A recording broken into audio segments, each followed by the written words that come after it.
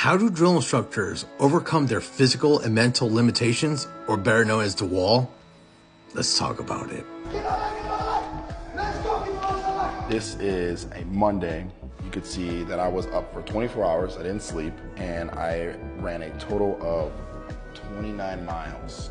That was one day. And I think I didn't sleep for like 2 days straight. Next day I was up for 22 hours, 23 miles. This one I was up for 19 hours, 22 miles a day. You would average about 20 something miles. The greater the resistance in life, the greater the change. Embrace the pain so you can get through it. You know, it sucks standing on your feet for 16 hours, 18 hours a day. It sucks yelling and screaming to the point where your throat's bleeding and your campaign cover's cutting in your head. But you have other people around you challenging you and stretching you beyond what your own personal and professional limitations that you think that you can handle.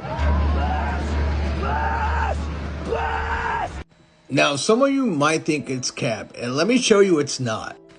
Now, I'm going to take you back all the way to my second cycle, which is roughly around October 2018. And we're going to show you roughly 15 miles.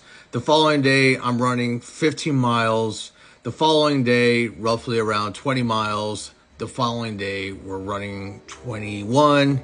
And the following day, we keep on increasing.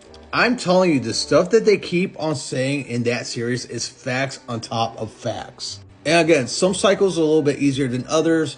When it's company track, it's a lot easier than when it's series track. Because boy, let me tell you, doing S&E twice a day sucks. That's 2.5 miles of sprinting in the morning and 2.5 miles sprinting in the afternoon.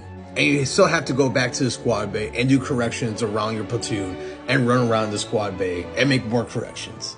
And there does get to the point where you hit this infamous thing called the wall. And in DI school, they talk constantly about the wall, but you don't have an idea of what it is. But let me tell you, there's only one way, and one way only, that you are going to be able to survive and get over the wall. And Staff Sergeant Nichols hits the nail on top of the coffin. And it's your brothers and sisters to your left and right. And let me explain a little bit. One of my fondest memories of hats taking care of each other is during McMap. Because it sucks. It absolutely sucks. But at the same time, we try to have fun with it. So one of the things that we would try to do to just try to get out of that mindset is this: while in McMap, we were just running around and making corrections to the recruits. If you would pass by a drill instructor, you would try to unclip their camelback.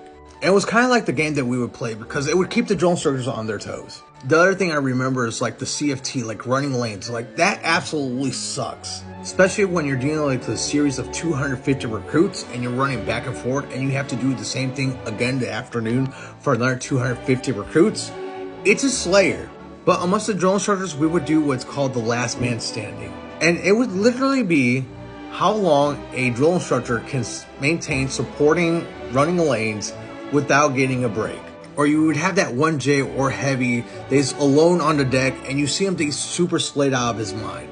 And you decide on your own, you go run around decks and grab all the green belts and decide to go to that deck and just blow it up. And like everyone on the deck starts turning up and the recruits absolutely freaking hate it. I lied. Recruits absolutely love it. That's what they came there for. And you always get that hat that afterwards he tells you like, thanks man, I was super slayed, but you came in there and you started turning it up and like I felt that energy. It's that energy just transfer over from one drill instructor to another. And it's just that mindset. And as silly as it might seem, that's what get the drill instructors to go a little bit farther more beyond their limits. It might be a simple game to get your mind off the pain, or try to get some brag rights, or just seeing that other hat that needs that support. That drill instructor to your left and right needs you as much as you need them. Hence why I say you meet some of the coolest dudes as a drill instructor.